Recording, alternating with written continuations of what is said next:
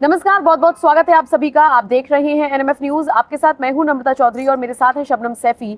महाराष्ट्र की पिक्चर पूरी तरीके से क्लियर हो चुकी है। मुख्यमंत्री देवेंद्र फडणवीस और उप मुख्यमंत्री के तौर पर एकनाथ शिंदे और अजीत पवार, अब ये तीनों मिलकर कार्यभार संभालेंगे, बहुत अच्छे से संभालेंगे, ऐसी उम्मीद महाराष्ट्र की जनता कर रही है।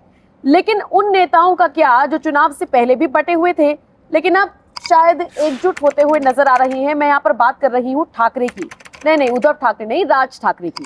राज ठाकरे की पार्टी को मुझे लगता है कि जनता ने पूरी तरीके से पहले भी नकारा, अब भी नकार दिया, लेकिन वो कहीं ना कहीं महायुति के साथ आने के लिए बेसब्र दिखाई दे रही है। शायद इसीलिए कहें या फिर बेचैन कहें। हाँ बिल्कुल, लंबा चौड़ा पोस्ट लिख दिया और कह रहे हैं कि अगले 5 साल तक महायुति के हर फैसले का मैं समर्थन करूंगा। मैंने समर्थन करेंगे। ऑप्शन क्या है आपके पास? और ऑप्शन क्या, आप चुनाव में लड़े और इतनी बुरी तरह हारे कि शायद आप खुद जनता के आगे जाने लायक नहीं बचे। सबसे बड़ी बात तो ये है नम्रता, राज ठाकरे के जो बेटे हैं उन्होंने भी चुनाव लड़ा और तीसरे नंबर पर आए। मतलब कि स्थिति देखिए, मनसे को किसी ने पसंद ही नहीं किया। एमएनएस पर पूरी तरह लोगों ने नकार दिया और जब उन्हें राज ठाकरे को लगा ना अब इधर के रहे ना उधर के रहे, तो कुछ ऐसी बयानबाजी की जाए, थोड़ा तो हम लाइमलाइट में आए या फिर सरकार के हम महायुति के करीबी बन जाए। तो अब राज ठाकरे ने ऐलान किया है कि हम अगले 5 साल तक महायुति की सरकार के जो अच्छे कामकाज होंगे उनका पूरा समर्थन करेंगे, उनके अच्छे फैसलों का समर्थन करेंगे। हालांकि इससे पहले राज ठाकरे ने एक और ट्वीट किया था जिसमें उन्होंने कहा था, मैं अपने दोस्त फडणवीस को मुख्यमंत्री बनने की बधाई देता हूं और ये तो 2019 और 2022 में पहले ही हो जाना चाहिए था। उन्होंने उस घटना का जिक्र किया जब उद्धव ठाकरे ने बीजेपी से नाता तोड़कर सरकार बनाई थी महाविकास अघाड़ी के साथ, मतलब कांग्रेस और एनसीपी के साथ मिलकर। और वहीं उन्होंने उस घटना का भी जिक्र किया जिसमें शिंदे ने उद्धव ठाकरे का साथ छोड़कर बीजेपी के साथ सरकार बनाई थी, लेकिन मुख्यमंत्री फिर भी शिंदे ही बने थे। तो उनका सीधा सीधा यही कहना था कि मुख्यमंत्री, मैं चाहता था मुख्यमंत्री बनते तो देवेंद्र फडणवीस बनते। तो कहीं ना कहीं वो इस तरीके की बयानबाजी कर फडणवीस को खुश करने की कोशिश में लगे हुए नम्रता। बिल्कुल। और जो पोस्ट उन्होंने किया है मैं आपको पढ़कर बता देती हूँ, वर्ड टू वर्ड लिखते हैं, आज मेरे मित्र और महाराष्ट्र में भारतीय जनता पार्टी के नेता देवेंद्र फडणवीस को तीसरी बार मुख्यमंत्री पद की शपथ लेने पर बधाई।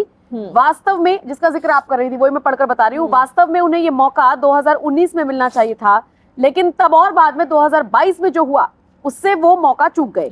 लेकिन इस बार मुझे आशा है कि महाराष्ट्र की जनता ने देवेंद्र फडणवीस के नेतृत्व को जो अविश्वसनीय बहुमत दिया है उसका उपयोग आप इस राज्य के लिए, यहाँ के मराठी लोगों के लिए और मराठी भाषा और संस्कृति के लिए करेंगे। अगले 5 वर्षों तक सरकार की किसी भी अच्छी पहल का मैं और मेरी पार्टी समर्थन करेगी, लेकिन अगर हमें लगता है कि सरकार गलतियां कर रही है, भले ही विधानसभा में ये संभव ना हो, तो हम विधानसभा के बाहर सरकार को उनकी गलतियों से अवश्य अवगत कराएंगे। और इसी के साथ उन्होंने कहा, मुख्यमंत्री देवेंद्र फडणवीस, उप मुख्यमंत्री एकनाथ शिंदे, अजीत पवार और उनके सभी भावी कैबिनेट सहयोगियों को महाराष्ट्र नवनिर्माण सेना की ओर से शुभकामनाएं।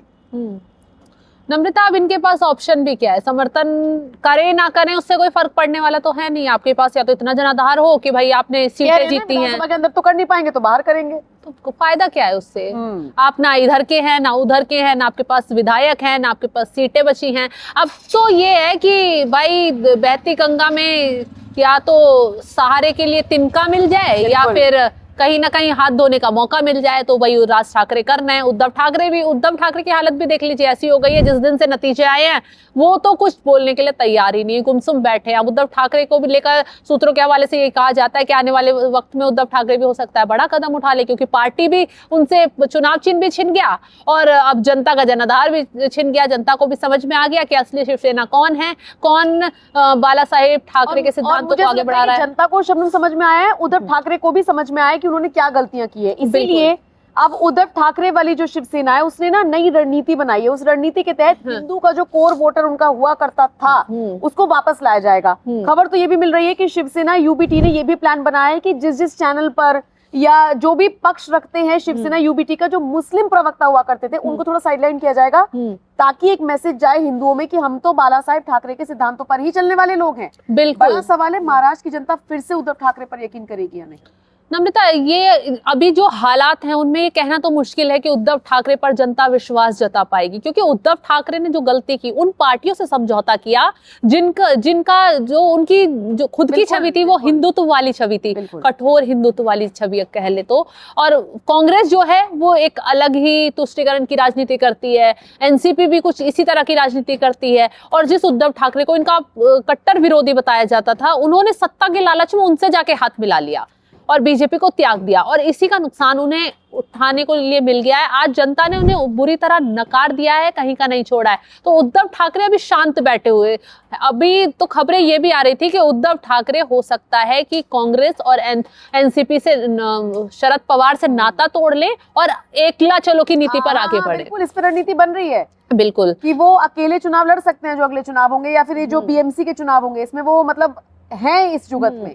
ये उद्धव ठाकरे रणनीति बना रहे हैं अपने नेताओं के साथ। उद्धव ठाकरे को खुद समझ में नहीं आ रहा है कि आगे कहाँ चलना है, क्या करना है, कैसे करना है, क्योंकि जो उनकी इमेज थी वो पूरी तरह मिट्टी में मिल चुकी है। और बची कुची अब जनता ने भी उन्हें बता दिया है कि भाई जो तुम फैसले ले रहे हो वो जनता उन्हें पसंद नहीं कर रही है। जो इन पार्टियों का आप सपोर्ट लेकर चल रहे हो उन्हें जनता बिल्कुल पसंद नहीं कर रही है। यही वजह है कि अभी तो राज ठाकरे ने ये डिसाइड किया है कि वो महायुति का समर्थन करेंगे, बाहर से उनके फैसलों का समर्थन करेंगे। और हो सकता है आने वाले दिनों में ये खबर भी सुनने के लिए मिल जाए कि उद्धव ठाकरे जो हैं वो भी महायुति का समर्थन करने के लिए तैयार हो गए हैं और वो शिंदे और फडणवीस से मुलाकात कर रहे हैं। नम्रता, जिस तरीके की अभी हालात देखने के लिए मुंबई में मिल रहे हैं। बिल्कुल बिल्कुल। तो महाराष्ट्र की सियासत में हर दिन शबनम एक ये कह लीजिए नया चैप्टर खुल रहा है। लेकिन हाँ, इतना तय था जो पिछले काफी दिनों से सियासी उठापटक जारी थी, भाई मुख्यमंत्री कौन होगा। अगर आरएसएस भी चाहता है, बीजेपी आलाकमान भी चाहता है देवेंद्र फडणवीस हो, तो वो बन क्यों नहीं रहे। तो ये सारी चीजों पर से तो क्लियरली जो पर्दा था वो उठ गया है। लेकिन ये उद्धव ठाकरे का भविष्य क्या होगा, अच्छा एनसीपी का भविष्य क्या होगा, शरद पवार वाली। लेकिन इन सब के पीछे एक और बड़ी खबर ये है कि इंडिया गठबंधन जो अपने आप को बहुत आगे बढ़ाता हुआ नजर आ रहा था, ममता बनर्जी ने भैया सीधा सीधा विरोध कर दिया है, कह दिया कि मुझे दे दो अब कमान। तो अलग अलग राज्यों में जिस तरीके से ये सारे विरोधी दल एक साथ चल रहे थे, इनमें भी आपस में फूट पड़ती हुई नजर आ रही है। और सोचिए यहाँ पर भी नेता मानने को तैयार हैं। अगर मैं महाराष्ट्र की बात करूं तो यहाँ के नेता मानने के लिए तैयार हैं कि कांग्रेस जिन नीतियों से हारी, या ये जो जितने भी विरोधी दल थे ये जितनी भी नीतियों से हारे वो तो हारे ही, लेकिन भाजपा का एक है, सेफ है, नेक है, जो ये नारा दिया गया ये काफी ज्यादा इफेक्टिव रहा इन चुनावों में। तो महाराष्ट्र में ये सारी चीजें हुई हैं। बिल्कुल। तो अब बाकी आपके हवाले छोड़कर जा रहे हैं। बताइए इस खबर को आप किस तरह से देखते हैं। और राज ठाकरे जिस तरीके से कह रहे हैं कि जी हम तो सरकार के फैसलों के साथ रहेंगे, हाँ गलतियां करेंगे तो भी बताएंगे, लेकिन मुझे लगता नहीं कि वो गलतियां बताएंगे, क्योंकि उनके पास ऑप्शन सिर्फ ये है कि आप बनाकर चलिए। तो आप इस खबर को किस तरह से देखते हैं, कमेंट सेक्शन में हमें जरूर बताइएगा। नमस्कार।